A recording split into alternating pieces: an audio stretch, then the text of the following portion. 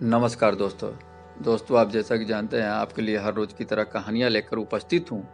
आज का कहानी का शीर्षक है दुख का सबसे बड़ा कारण। महात्मा बुद्ध ने अपनी दूसरी सीख में दुख के कारण का जिक्र किया है। बुद्ध का कहना है कि हर दुख की वजह उसकी तीव्र इच्छा होती है।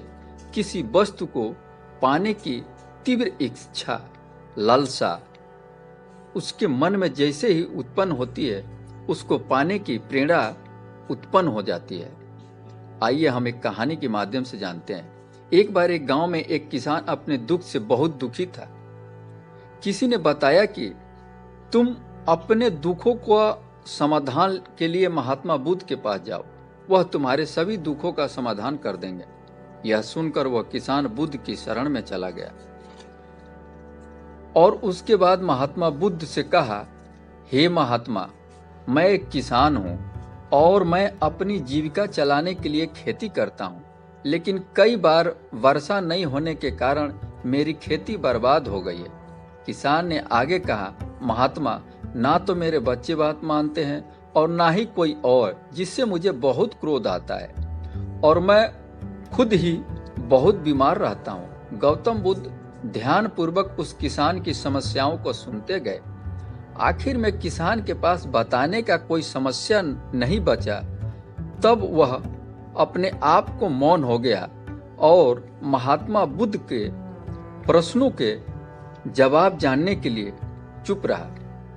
महात्मा बुद्ध के जवाब की प्रतीक्षा करने लगा। महात्मा बुद्ध ने कहा, मैं तुम्हारी कोई सहायता नहीं कर सकता। किसान को अपने कानों पर यकीन नहीं हुआ। ये आप क्या कह रहे हैं? लोग तो बोलते हैं कि आप सभी दुखों का निवारण करते हैं। बुद्ध ने कहा, सभी के जीवन में कठिनाइयां होती है, कोई नई बात नहीं है।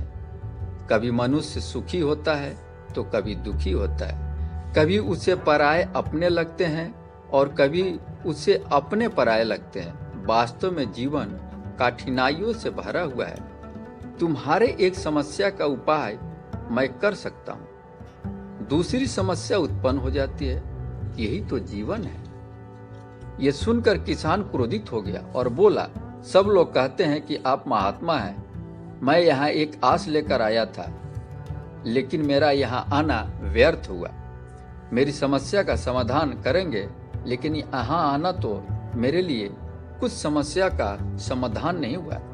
इतना बोलकर किसान उठकर जाने लगा तो बुद्ध ने कहा, रुको, क्या तुम नहीं चाहते हो कि इस समस्या के कारण ही तो तुम्हारी दूसरी समस्याएं उत्पन्न हुई है? तुम इस बात को स्वीकार क्यों नहीं करते कि तुम सभी के जीवन में समस्याएं आती है, सिर्फ तुम्हारे जीवन में ही नहीं। तुम्हारे तो दुखों का कारण बहुत है।